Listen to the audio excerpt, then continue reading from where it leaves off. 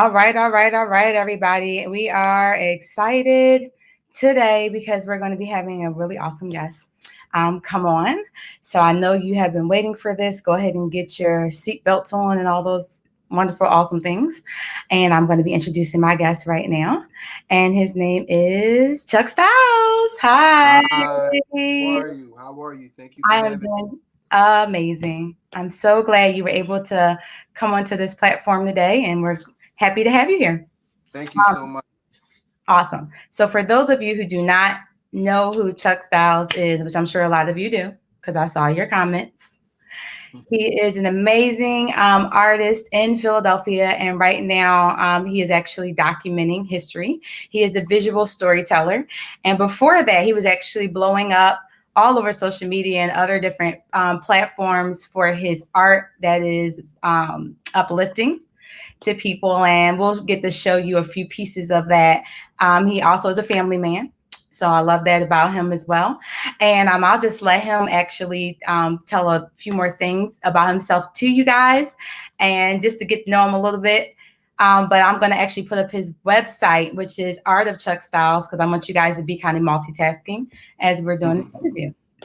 All right, Chuck. So go ahead and greet my viewers. Well, hello everybody. Thank you so much for having me. It's an honor to be on your platform, just kind of sharing my story, showcasing my artwork, spreading Black positivity, Black excellence, and just providing us with artwork that can, be a bit of an uplifter during this time that we're in. For those that don't know, I am a husband and a father of three beautiful little girls. Um, they are my primary motivator. A lot of my artwork that showcases, children.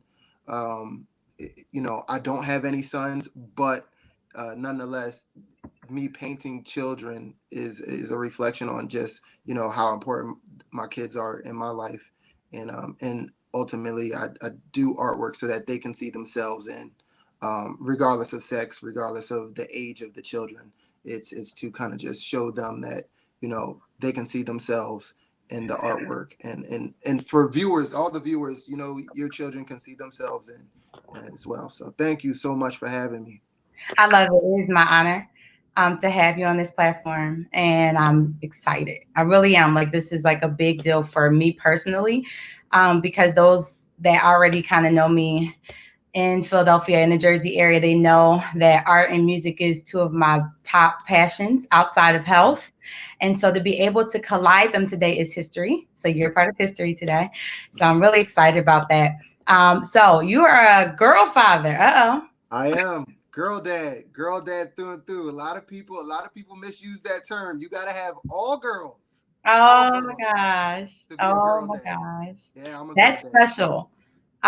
There is a family, I'm not gonna say their name, but I'm thinking of them right now. And there's 5 girls, I think. Oh, wow, And they're like all best friends. wow, wow. And this is just beautiful just to see that sisterhood bond and the way that their father looks at that, and just how he appreciates their mom. And so definitely kudos to you for raising the next generation of beautiful Black women Thank you. and being able to appreciate them. And I love that too about how your art definitely expresses that.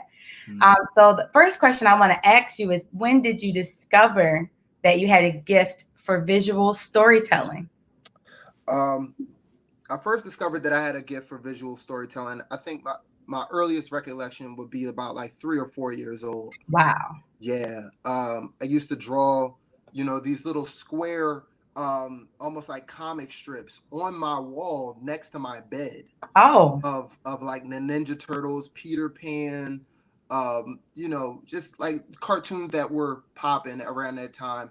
And I think the only reason I didn't get in trouble or I didn't get a whooping was because my mom actually saw that I was actually pretty good at 3 or 4 years old, and so she kind of just allowed me my own little, you know, two 2 foot space next to my yeah. wall to just kind of draw on my wall next to my bed.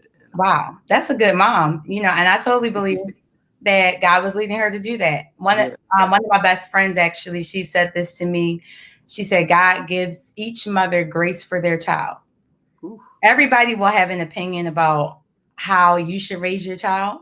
Mm-hmm. And that's fine. And some of it we will listen to and some we won't. But the thing is, God knew you had the grace to actually raise that particular child. So kudos to your mom.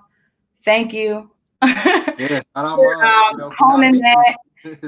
don't beat out the dream, Yeah, don't beat out the dream. Some moms don't even know that is God speaking to them, telling them to do that. Sometimes they're like, that's mother's tuition, whatever they want to call it. But yeah, I believe it's totally God that gives them thank that you. grace and to know that. So I appreciate that. That's Yeah. really young, 3 and 4. Now you have me thinking because I have a 2-year-old who's about to be 3. Oh wow. And I'm like, and we actually have kids around similar ages. So Yeah. that's really cool. Okay. So you've been doing this since you were 3. Yeah. Wow. Yeah. And then you got inspired to put your art on mainstream level. What inspired you? A little bit of background. I never wanted to be an artist. I Wow. just want to put that out there for anybody that's listening right now that's kind of just still trying to find what they want to do, where they're kind of like lost. People look at, my talent or my career and they say, oh man, you have it so figured out. And it's just like all the way up until about like 12th grade, even going, a little bit out of my high school education, I never wanted to be an artist. And I always took my gift for granted. People would ask me to do things, do portraits, draw this, paint this, and I would do it. My heart wasn't in it because at the time I didn't have any art role models to look up to and show me that it's possible to be an artist, coming out of high school. I wanted to do other things like play basketball or, kind of just, run my own business. Right after high school, I went and became a barber and Oh, devoted, over 10 years into the professional barber industry, still kind of eluding my artistic gifts. And it wasn't until about um, 2 or 3 years into barbering and I started making my own money that I said, you know what, let me not run away from this gift that I'm taking for granted and let me invest in it. And so I enrolled into the Art Institute of Philadelphia, paid for that out of my barbering money up until I could. Unfortunately, I wasn't right. able to at a certain point, but from there, I think around probably 2005, 2006 is when I started taking my art a little bit more serious. I started, thinking about how far I wanted to take my art, and Wow. yeah, it's a long story, but to make it short, I went into the barber industry. I started doing barber specific artwork that gave me a lot of experience and a lot of tools to run a business and showcase at trade shows as an artist, as one of the only artists at a barber or hair trade show. So I shout out to all my barbers and hairstylists out there. Wow. They've given me so many gems that transferred from out of that industry into this industry that I'm in now. And I think with those experiences, that's how I was able to, go mainstream, have the confidence, have the faith to just kind of say, you know what, I'm gonna step out on faith and, see if I can do this art career full time and try to support my family. Wow. So it's mainly the work in the dark that people didn't really get to see. Oh, so much work. So much. So ironic to what you already do in the dark. Yeah. Creating in the dark. Everything happens from that dark place and then here we are. Oh yeah. Yeah. Wow, that's amazing. I would say I like to draw too. I'm not on your level, but I like to draw. But it's more like just because as a therapy almost, Yeah. like an art therapy type thing. And but I will say I don't know if there's other artists out there that found themselves dabbling in art and barbering. Now I'm not a skilled barber, but I have, I cut my husband's hair. It wasn't bad. It wasn't COVID style. It wasn't bad. And I don't know, maybe that's a little thing that all of us go through our different stages. Barbering a little bit, art a little bit. I don't know. It's all art. It's all Yeah, art it's at the all end of the art. day. It's all art. Yeah. Yeah. Wow. So I absolutely love your work. Thank you. And the one, like I said, the one that kind of caught my attention was this whole COVID-19 pieces Hmm. that you've been doing. And I know everybody wants to see it. So really quick, I'm just going to share my screen so that you guys can see a collage of some of the things that he did. If you want to see more, you need to go on his website. Yes. And his website is artofchuckstyles.com. But out of these pieces, and this is not all your pieces, this is just a little bit, what's your favorite piece? My favorite piece will probably be Good Morning Class, which is in the top left corner, the little boy doing his homework. Okay. Yes. Yeah, that will probably be my favorite piece, only because at the start of this quarantine, when it was all just kind of fresh and breaking news to everybody, where me and my family live, we were probably the first county to institute, the homeschooling for the parents and iPad, Right. courses, things like that. So that's when it became real to us. And that date I do remember was March 16th, where we kind of just said, okay, let's buckle down, let's go grocery shopping, let's stock up on waters. Everybody was going crazy for toilet paper and hand sanitizer. Right. And for my kids, even with us as parents, just that was just very shocking to me. Like, wow, my kids are not going to be able to finish the school year, and this is what life looks like for them.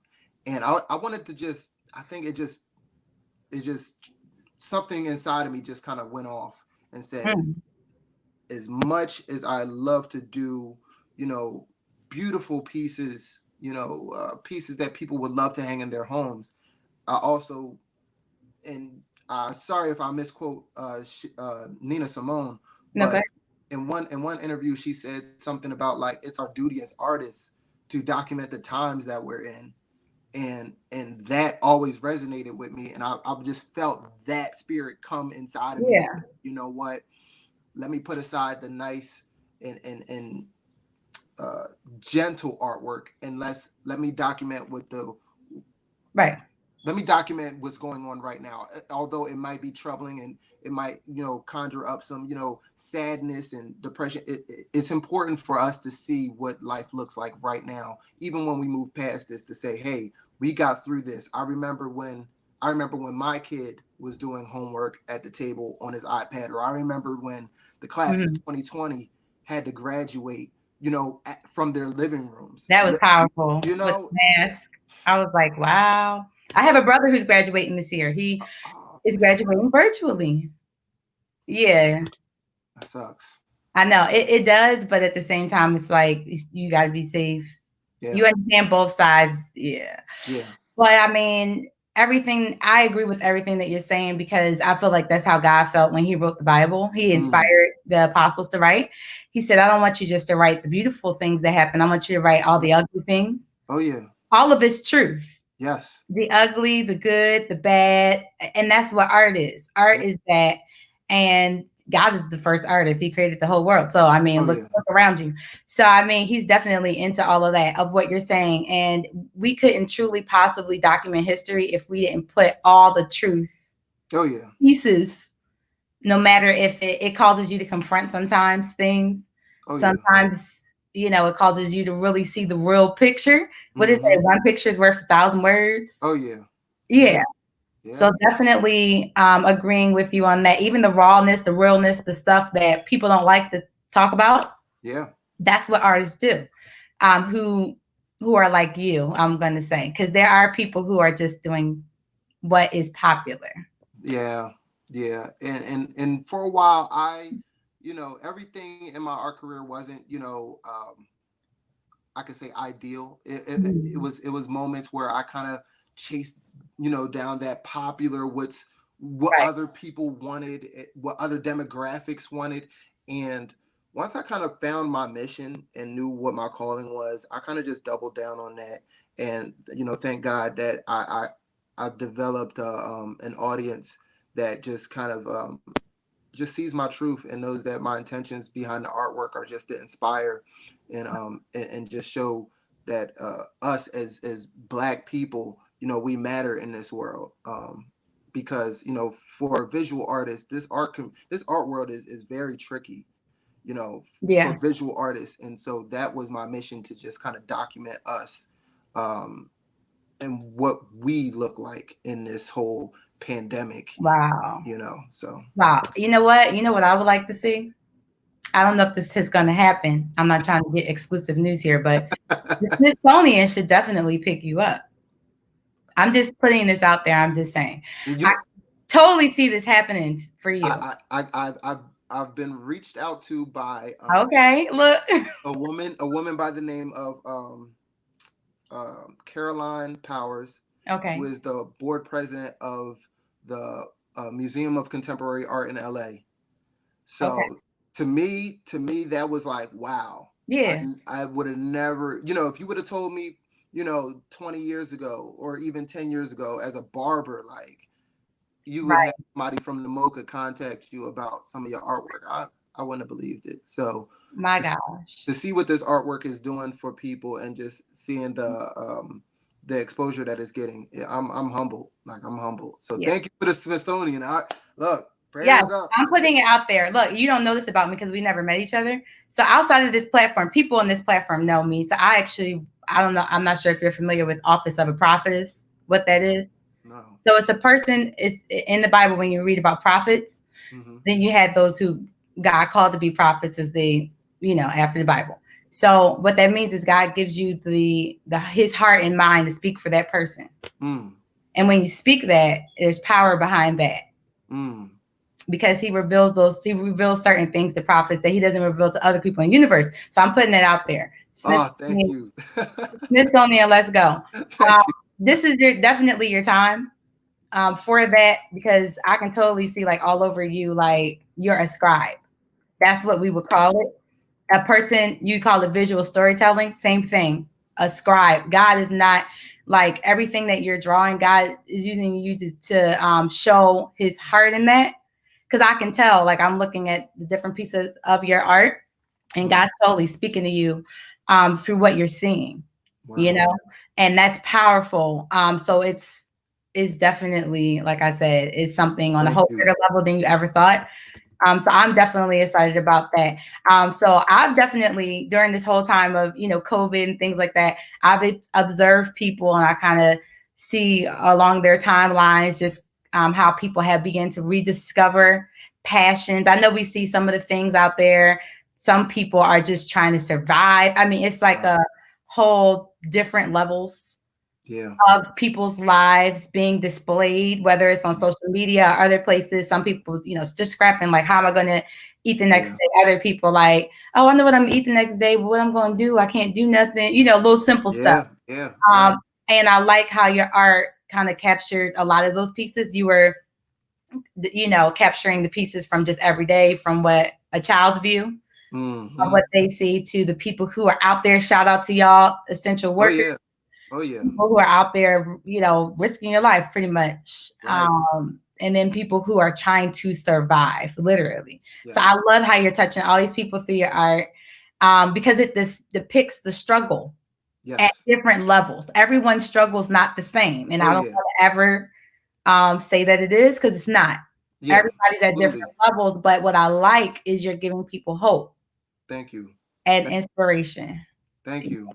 Thank you. I think that's what my ultimate goal is to not only paint from my perspective, but just from our overall community's perspective, and just touch on those different classes. Everybody. Just because it's like, just because we're all black doesn't mean we're everybody's in the same economic class. No.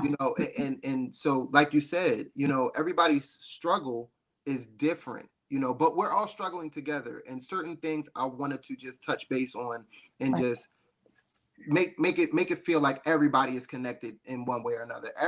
If you have a child, then right now your child is out of school, and you are the teacher, and you know what that is like, and you know what your child is going through, and that frustrations. Or if you are, I Definitely. mean, if you are an essential worker, I want to give you your flowers, while we're still here. I mean, even down to, I have a good friend in New York that he I guess he's like the head of custodial operations for a lot of public schools in Okay. Queens. Oh yeah. He's a essential worker.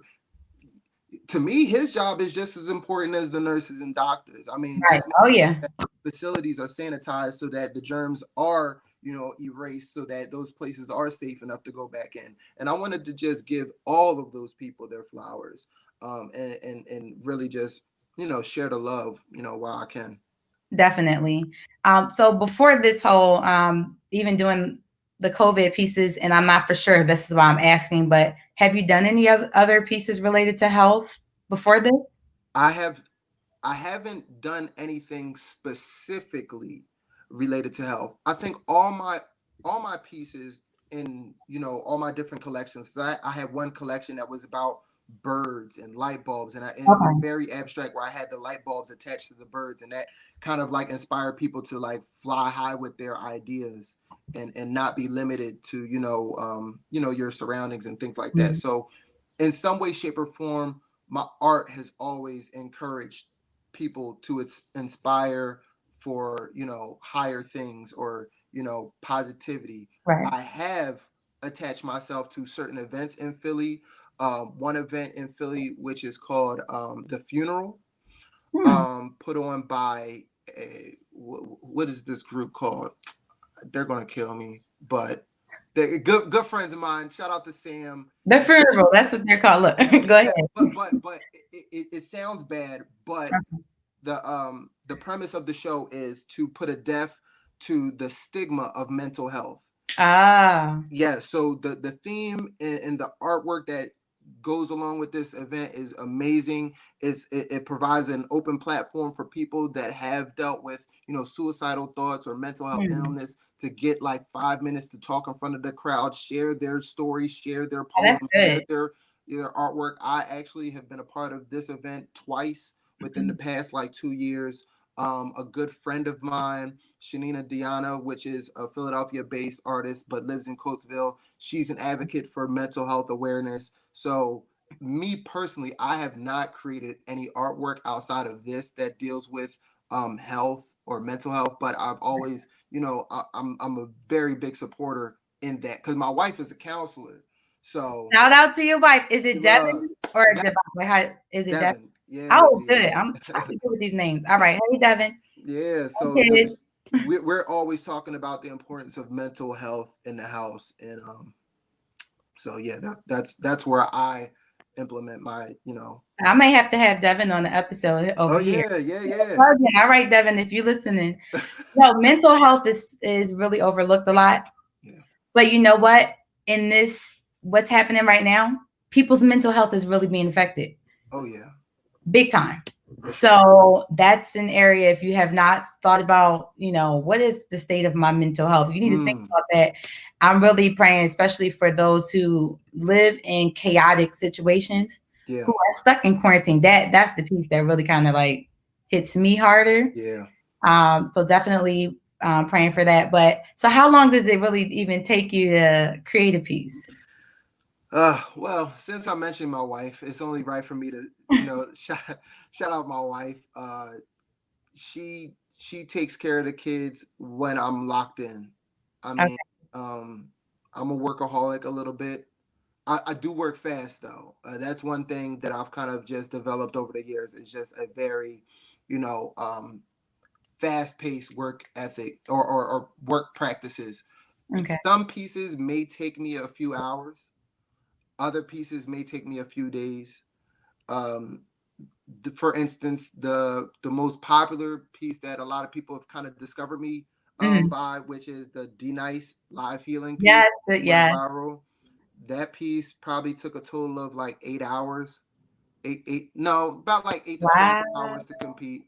But that was like nonstop. That was starting it at 2 o'clock in the morning, working till like 5 o'clock in the morning, going to bed to wake up at 9 o'clock in the morning, and then getting right back to it to drop it at 6 o'clock that evening, Mm. Sunday. So, certain pieces do take, a lot out of me. But I think sometimes when I'm just locked into an idea and I'm inspired and I'm moved, it, it becomes essential for me to just get it all out. I mean, you as a creator, as a Yeah. musician, I know that sometimes when you get hit with the At night, inspiration, especially. you just go. You don't Yeah. know. You don't know when dinner time is ready, or you don't know when it's time to go to bed, and that's the feeling. So sometimes I lose track of time, and it all varies. But Is there something special that you like to have on while you're vibing, or is it just silence? Like, what is it? Because you I do like the have kids. Oh, like you got earphones though. Earphones. Yeah. no. No. Okay. Earphones don't work. Um, I work best at night.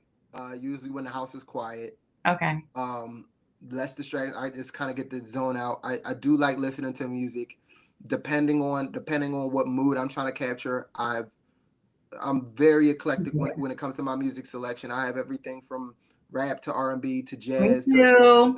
I got movie scores. Nice. Um, yeah, you name it. Everything. Everything. So I love it. I have a library of music that I tap into just to kind of evoke certain energy that I can put into the Right. canvas to know what mood I'm trying to go for. I love it. Thank So you. what do you hope to accomplish by using your voice in this way outside of documenting history? What I hope to accomplish is honestly, and I hate to sound selfish, but I would like to be a a prominent figure during our generation. I look up to so many of our artists from past times: Miles Yeah. Davis, Nina Simone. Um, I mean, even Muhammad Ali. He's Yeah. an athlete. I mean, certain people were excellent at their craft, but outside of their craft, their voice, it still resonates with us today. Right. And I always wanted to be looked at as somebody that contributed more to this world, more to my family than just what I had to offer on canvas. um Mhm. I sometimes say, um art is more, there's more to art than what you can create. It's about what you say, you That's know right. and that's what I hope. That's what I hope when this quarantine is over. Hopefully I'm just building toward that legacy. My family can, kind of, you know the leap from the platform that I've created, and my kids can kind of shine, and my wife can shine, and my mom can shine. Whatever that looks like. Right. I hope that, it's positive, it's inspiring, and I hope that me and my family can get kind of just continue that legacy of just inspiring and producing, hope Yeah. for people. I love it. Well, it's definitely been an amazing time to having you on the show. Really quick, I just want to show really quick again, for those if you had missed it or not, his artwork. You can Thank go, you. like I said, to artofchuckstyles.com and you can see more of the pieces that he's already done. They're beautiful. Are you actually is people able to commission you during this time to do personal pieces? Or because I know you're doing like I don't think I'm going to quote it right. Was it 150,000 pieces or something you said? How What? many pieces? How many pieces you doing? 10,000. Oh, 10,000. Okay, got Yeah, it. ten I thousand, was up there. I was up there. and that was something that I took from Picasso, where he just, kind of, he highlighted the fact that, you can't go out to make a masterpiece. What you can do is focus on, making 10,000 pieces, and out of that 10,000 pieces, you might get one masterpiece. And so Wow. I'm just focused on creating my 10,000 pieces over a lifetime. Yeah, 10,000 pieces is really a lot. So bless your hands, Thank you. bless your eyesight, and thanks Thank you. everybody for tuning in on this special episode with Chuck Styles. Thank you And so go much. to the artofchuckstyles.com. Check out his. I think he has all kinds of things of art. I think it's even shirts on there. I saw and different things like. Oh, he's wearing one. Okay, let me. Go ahead, show us on there. TL, Yeah, is that TL? Who is it? I can't this even is see. this is my Run Freedom C-shirt with Frederick Oh, Douglass, okay. Nelson Mandela, and Marcus Garvey. Market. Oh, let me tell you a fun fact. Yes. Real fun fact. I went to Ghana last year. Oh wow. And when I went there, those, if you've never been to Ghana, you want to visit the Du Bois Center. Mm. And when I was there, I was actually able to do a memorial to my grandparents. Oh, wow. And to the two children that we lost, on their wall that they have there. I'm friends with the ambassador that's there. So Wow. definitely put that on your bucket list or something Oh, like that. yeah. Go there when this clears, of course, Yeah. to Ghana, because the diaspora is definitely looking for people to Man, return. That's a whole nother conversation. I But know. I want to go. yeah, My wife's best friend just went, and she did the tour in Ghana, right. like the prison tour, and Yeah, that's what it's called. They call it a castle, but it's a prison. Yes, yeah, yeah, man. Yeah, but I would love to go. I like honestly, that's on the bucket list. Thank you yeah, for I this. went there to that. So definitely let me know when you go. Got some friends there, they cool. Oh, But don't go now. yeah, no. Go I'm not going. later. Yeah, they're not even letting people Oh in no. over there like that. So everybody else, go ahead and watch. And for those who are joining us on the replay, enjoy. And Thank thanks again. thank Bye. you so much. All right.